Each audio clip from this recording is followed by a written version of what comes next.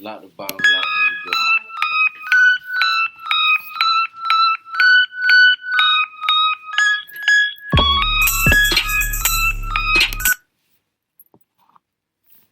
Okay, so my fault again. I am in charge of the recording the sessions. This is a brand new episode with your girl Miss Fierce, and I have a special guest today by the name of Donn Jones, who is an artist.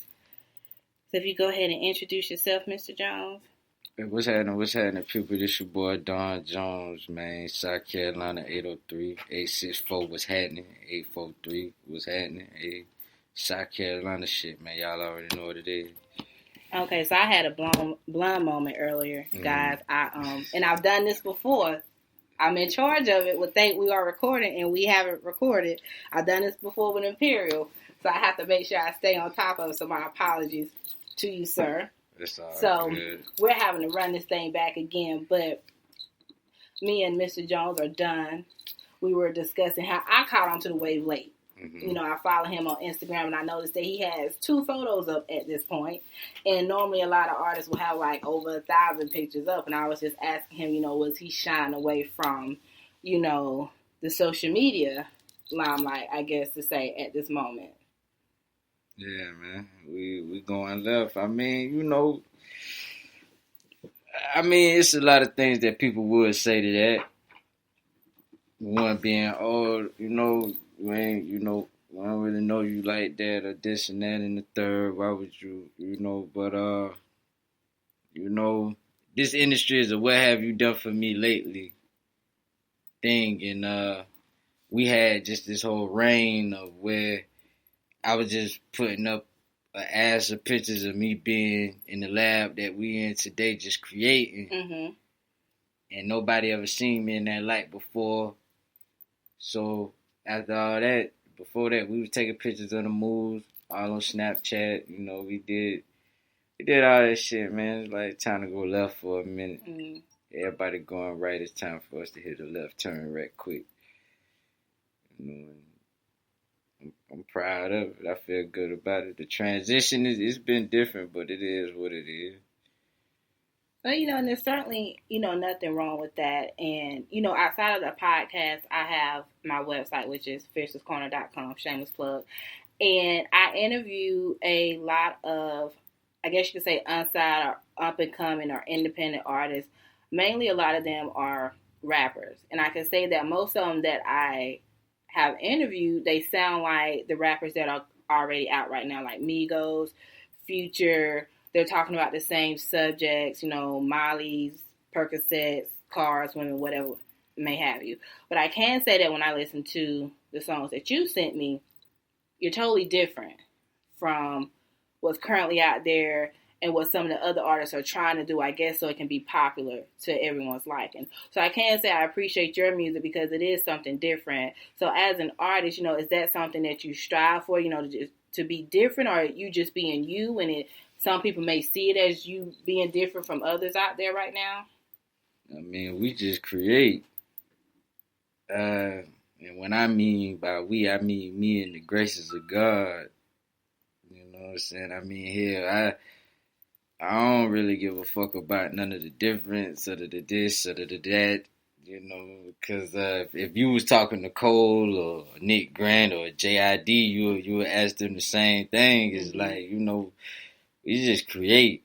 You know, I'm from South Carolina, and I can't give you what a Atlanta nigga would do. I can't give you what a New York, LA, Houston, Miami nigga would do. You know, the only thing, well, Florida, Texas, California, Georgia, I can only give you what, you know, what is introspective to me, if that's the right word to use, you know.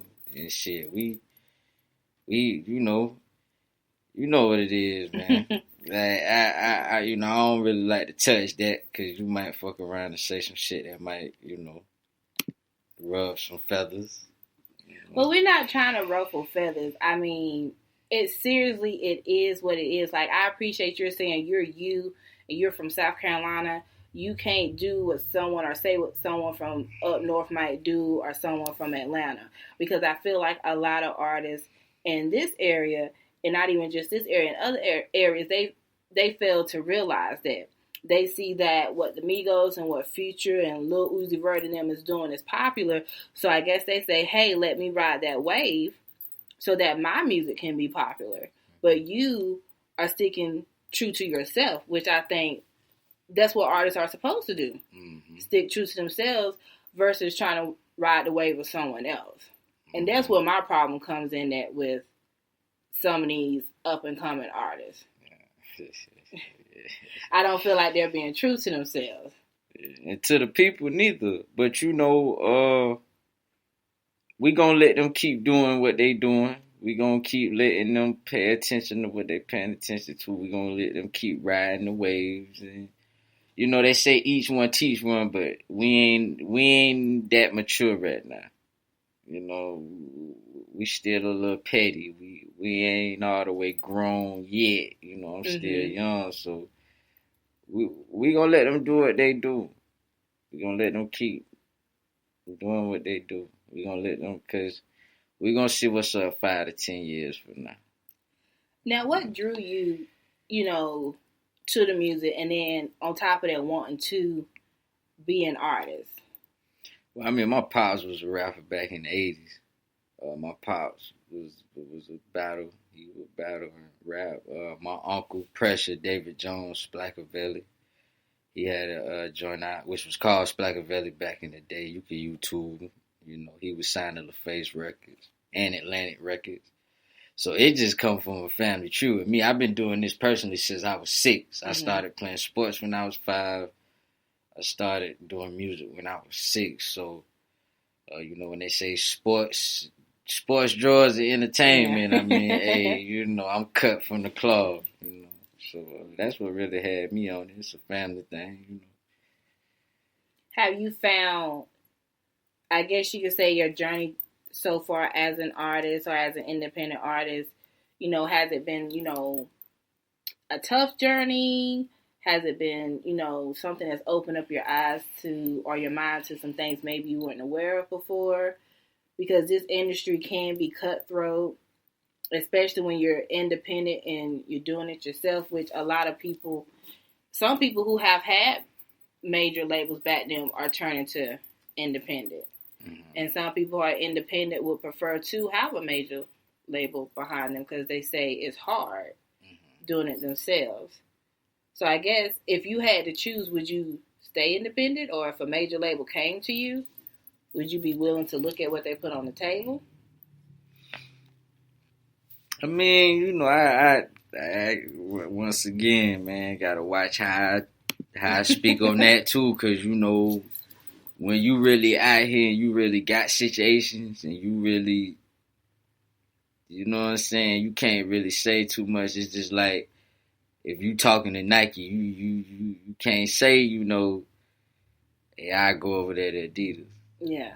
So what I will say is, as long as it's the right situation, all these niggas be talking what they be talking, but they don't know, man. So it's like, as long as it's the right situation and I feel comfortable with the environment and what's going on, anything can happen. Anything is possible. Now, why music? I know you said it's in your blood, you grew up with it, but music today is not how it used to be before, as far as the content and even the money. You see a lot of these labels now. That's a major jewel you drop. You can't just run. You can't just keep talking past that. You gotta. But go keep going, because you dropped a major jewel right there. I couldn't let you just. Well, okay, so you can go back to the major jewel, but the content is a lot different from how it was before. And then when you look at the business side of it, as far as the making of the money, it's not there like it used to be now, because you have all these other platforms, YouTube, Spotify. People can just stream their music. They're not really going to the stores to buy the albums or the cassette tapes like they used to. So, why music out of everything else you possibly could have done? That's a good question because a person asked me that knows me for both, but they know me mainly for sports. Mm-hmm. It's like, yo, what's up? Like you was the man on the field. What, and I ain't never tried to go to the NFL because of my size. I was always on some shit like, yo, I'm gonna go to college. I'm a beast for 4 years in college, and I'm gonna transfer that into coaching. That was always the thing. I wasn't never one of these niggas like, yo, I'm going to the league. Yeah. Like, nah. But when my grandma passed away and I gave up on football and I came back from Tennessee for playing ball and I came back to South Cat. Why it was like, okay, I ain't got shit else. It was kind of one of them things. It's like, I ain't aspiring to be no lawyer. I ain't aspiring to be no police. I ain't aspiring to do none of these. Go to the army and, you hear all the things. Oh, nigga, you gonna go to the army and get a Camaro. Mm-hmm. You hear the traditional things. And I wasn't aspiring for none of those traditional avenues. And I don't love the music anymore. I love being an artist. Okay. And my pops always told me, even if you ain't on as the rapper, like you ain't on as that nigga, if you really love this shit, you gonna find some way to stay around it, even if that means you going to an elementary school teaching kids music. If you really love the game, you gonna find some way to stay around it, whether you famous, Billboard 13 awards like Drake, or you just Mr. Such and Such that was popping back in the day and you teaching that. So, that's really why, because I always looked at it like, well, even if I don't blow with the music, man, I got my brand, I'm wearing some of my shit now, these, you know what I'm saying? The only thing that ain't mine is the shoes, socks, and the shirt. Having situations like now the studio, now that my man's leaving, just to throw that in there, I'm A&R in here now. Learning to get into these other avenues before I get into the game. So when I get into the game, it ain't like something new. So it's like 50 Cent coming into the game as what he is now, as opposed to starting and then getting into the powers and the liquor deals. I'm already in cahoots with a liquor deal now. Shout out to Bomade Vodka. You know what I'm saying? Out of Atlanta, Georgia. You know what I'm saying? Look them up, Instagram them, BOMADE Vodka. You know what I'm saying? I'm already on to the next thing because I know the rap might not pop. I mean, niggas might not like it. Niggas might not want to spend their $11.99 on that album. Niggas might not want to pay for them tickets to a show. So, we playing smarter, not harder. And that's honestly what you should do, because some artists, and speaking from experience just by talking, because I don't know what it is. I guess because of my website, like when I first started off, like artists would just speak to me, I guess, as if I was Dr. Phil. And they would just come to me with their problems and whatnot. And I would listen, but I would always hear them, saying how they didn't feel like, the city didn't rock with them, or they weren't making the money that they were looking to make. And in the back of my head, I'm like, like you just said, you have to work smarter. And I just felt like that wasn't the case with a lot of them. Like, to them, I just felt like they felt like this was just an easy option to make some money and get out of whatever situation that they was in, if they had a catchy hook and a catchy beat to their song. But a lot of them failed to realize that even though you love it, this is still a business at the end of the day. Mm-hmm. And so I wanted to ask you, because you mentioned Drake with the 13 Billboard wins on one night. Being an artist, outside of everything else that you have going on, is that something that, you vision for yourself, winning the Billboards, the Grammys, the BET Awards, or if you were to never win an award, is that something that you would be okay with? Because some rappers